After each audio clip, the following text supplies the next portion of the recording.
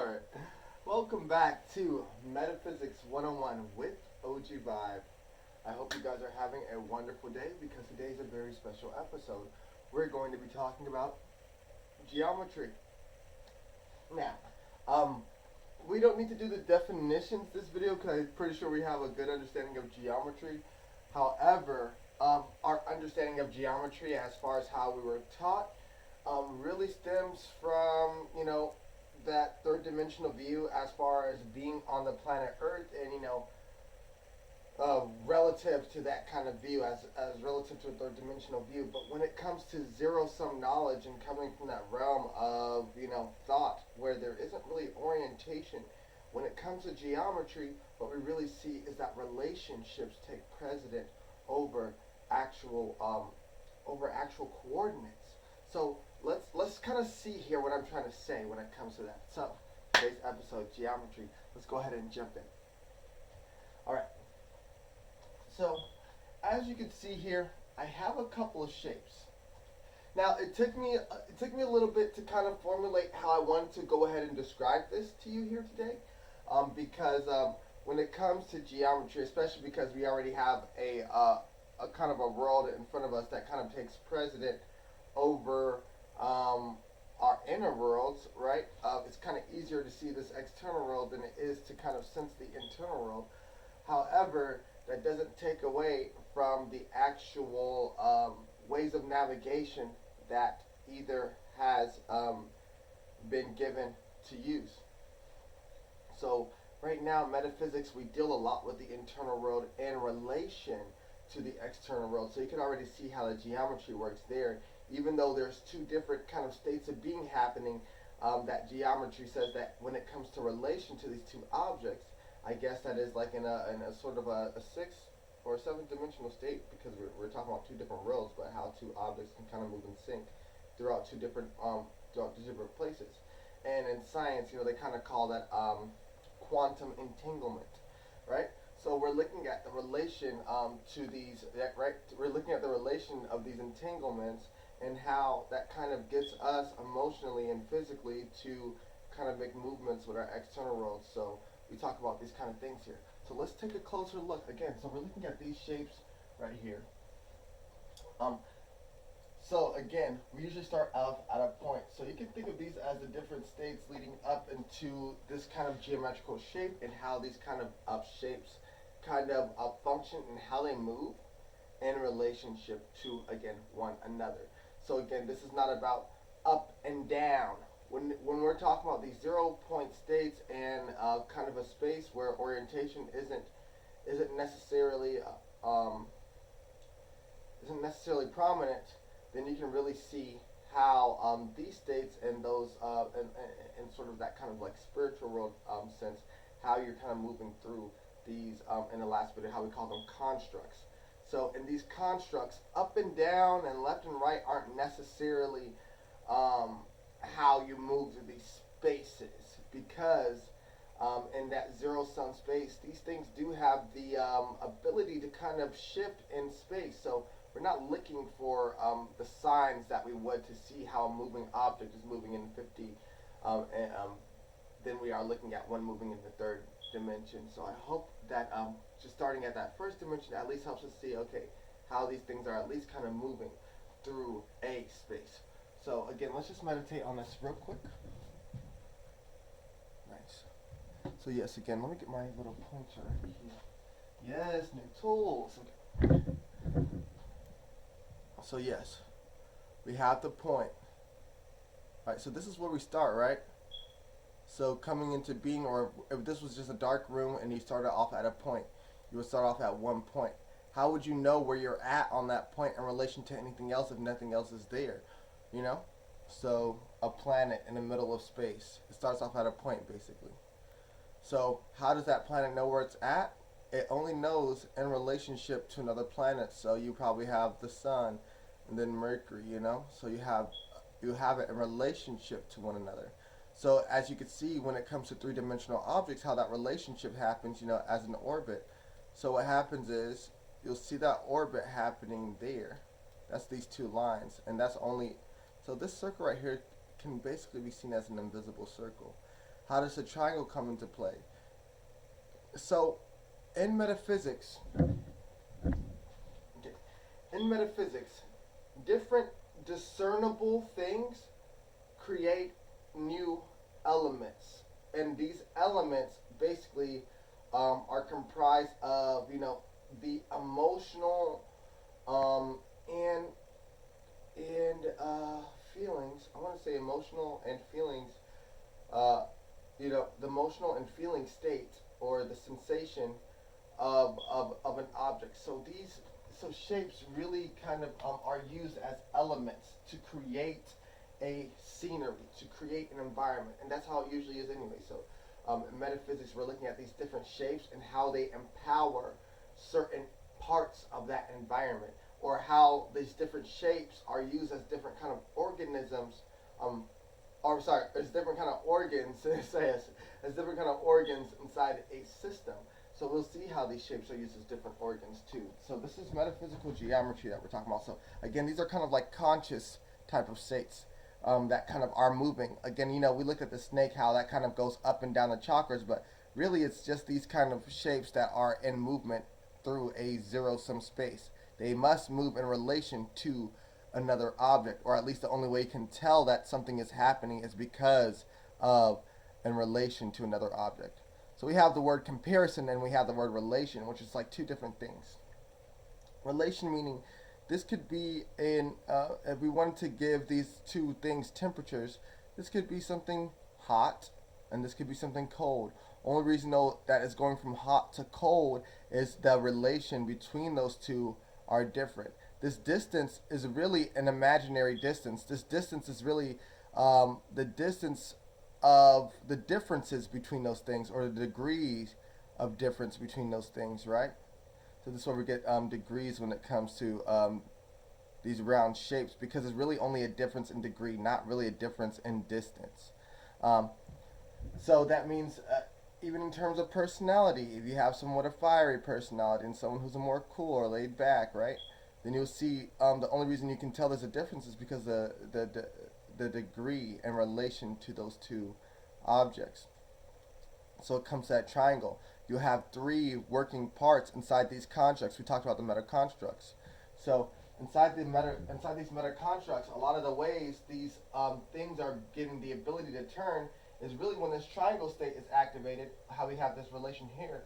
When that triangle state is activated, you can imagine that as saying, if your eyes can basically move around that shape, you can tell that there is a stream of conscious movement in there, basically.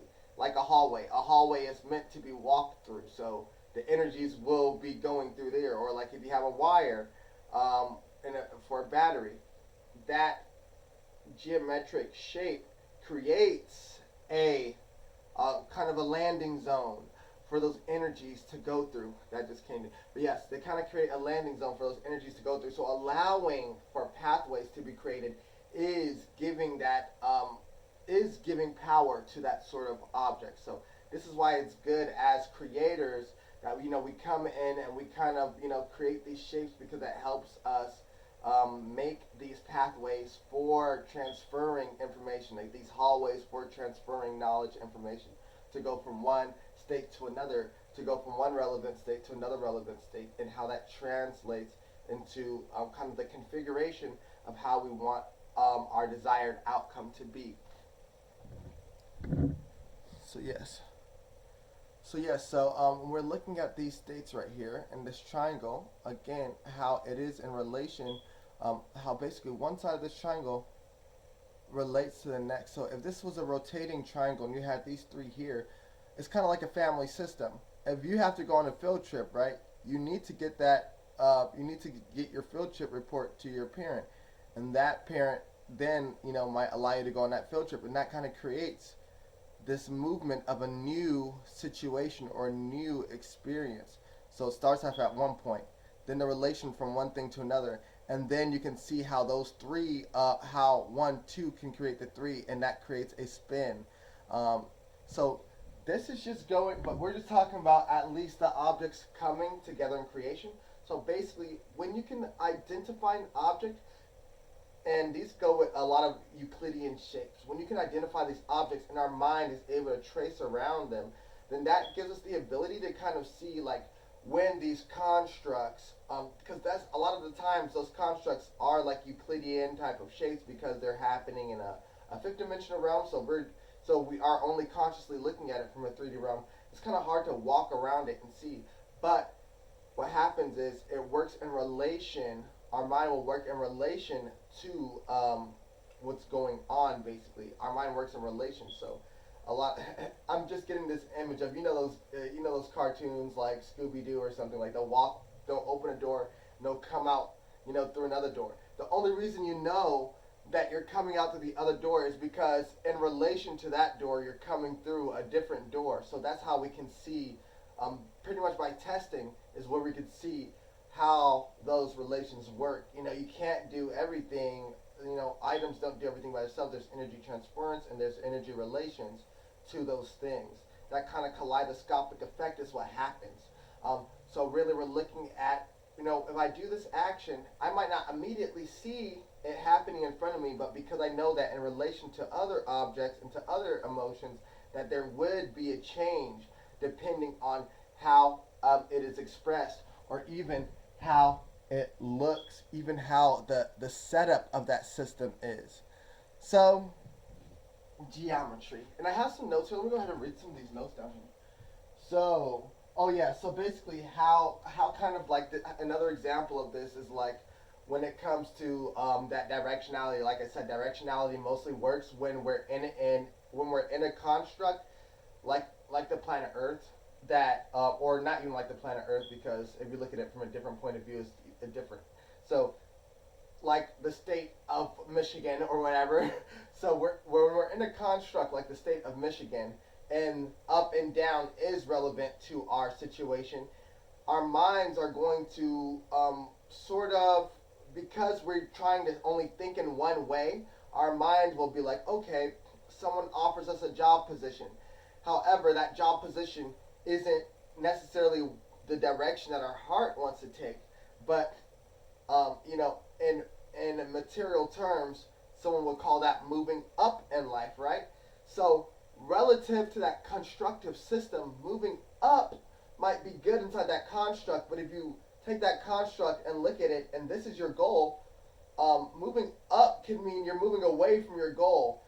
However, if you're looking at your goal, sometimes people will say, that doesn't look right. You're moving sideways, but your goal is over here where you're trying to reach. But because inside that construct, their idea of up is a different direction than where you're actually heading. So you can actually, I think that's a perfect example of seeing how these constructs work in different ways. Just because you hear the word up doesn't necessarily mean that's where you're moving in relation to the point that you're trying to get to.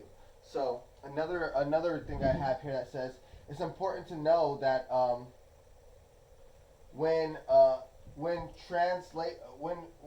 traversing through certain constructs, how those similar energies, we talked about this in the At the Board video, but I didn't get to really show it this way. I'm going to try to do this right here.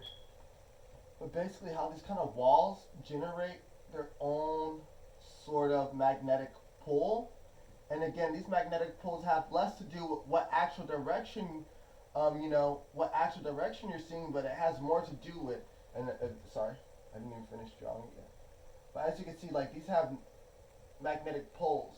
So if you're a being going in through with a north and south pole, basically, and south, and north is attracted to south, what they can do is kind of put you on an energetic track, tracking you through these sort of walls, rotating you around, bringing you through these systems, and basically, in relation to where you want to be, they're energetically putting you through a different course than where you're supposed to be.